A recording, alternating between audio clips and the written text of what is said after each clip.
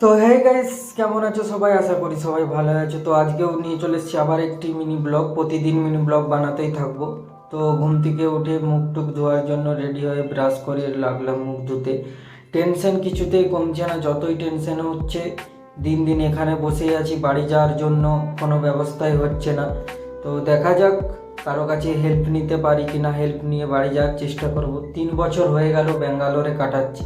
3 বছর পর হঠাৎ করে খারাপ সময় এলো এইরকম। তো প্রচুরই টেনশনে আছি। তারপর দেখি কি হয়। মানুষকে চিনলাম, অনেক বন্ধু বান্ধবকেও চিনে নিলাম। তো দেখা যাক কতদূর কি করতে পারি। নিজে একটা ব্যবস্থা করব। তারপর কলকাতায় তো কাজ দেখা হয়েছে। তো চলো মুখ টুক ধুয়ে এবার মুড়ি খাওয়ার পালা সকালে। তো মুড়ি খাওয়ার জন্য সকাল থেকে আলু চোখোটা ছিলই। আমাদের প্রত্যেক দিন আলু চোখোটা দিয়ে মুড়ি খাওয়া হয়। তো মুড়ি ঢেলে নিয়ে খেয়ে নিলাম সকালে মুড়ি। তো মুড়ি টুড়ি খাওয়ার পর রেস্ট করছিলাম। তারপর দুপুরেতেই চলে গেলাম নিচে হোটেলে খাবার আনতে। ভাত খাবার টাইম হয়ে গেছে। তো হোটেলে প্রচুর ভিড় ছিল, সেই জন্য হোটেলের মধ্যে ভিডিও বানাতে পারিনি।